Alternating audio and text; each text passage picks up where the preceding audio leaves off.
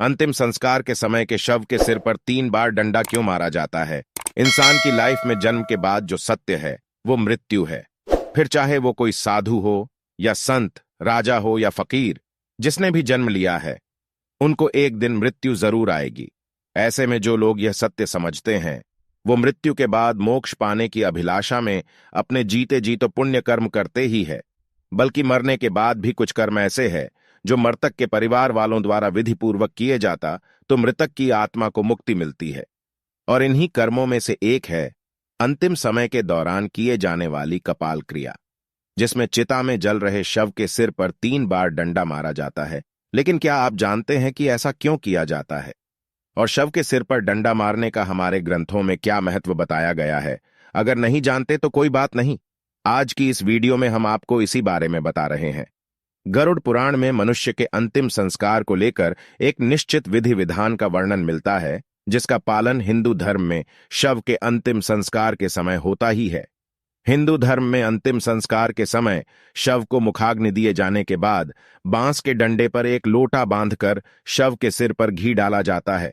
ऐसा इसलिए करते हैं ताकि शव का सिर अच्छे से जल सके, क्योंकि इंसान के शरीर की हड्डी बाकी अंगों की अपेक्षा ज्यादा कठोर होती है। इसीलिए उसे अच्छे से अग्नि में नष्ट करने के उद्देश्य से शव की सिर पर घी डाला जाता है। हिंदू धर्म में अंतिम संस्कार के समय मृतक के सिर को डंडे से मारकर फोड़ दिया जाता है। इसके निम्न कारण है।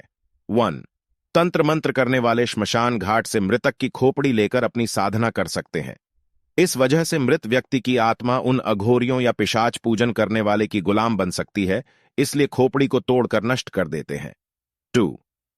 कुछ लोगों का कहना है कि इस जन्म की स्मृति अगले जन्म में मृतात्मा के साथ ना जाए, इसलिए खोपड़ी तोड़ दी जाती है। 3.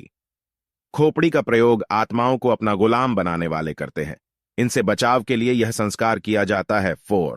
ऐसा भी माना जाता है कि सिर में ब्रह्मा का वास माना गया है, इसीलिए शरीर को पूर्ण रूप से मुक्ति प्रदान देने के लिए कपाल क्रिया की जाती है, जिसके लिए मस्तिष्क में स्थित ब्रह्मरंध्र पंचतत्व का पूर्ण रूप से विलीन होना आवश्यक है। इसीलिए कपाल क्रिया को अंतिम संस्कार की प्रक्रिया में महत्ता दी गई है। दोस्तों, हिंदू धर्म में बताई गई कपाल क्रिया से जुड़ी यह मान्यताएं और विधि हिंदू धर्म में विश्वास रखने वाले लोगों के लिए किसी नियम से कम नहीं है। फिर चाहे इस मान्यता में विश्वास रखते हैं या नहीं, यह मान्यताएं अप्रत्यक्ष रूप से आपके जीवन से लेकर मरण तक आपसे जुड़ी हुई है। इसीलिए इनके बारे में जानना आपके लिए अति आवश्यक हो जाता है।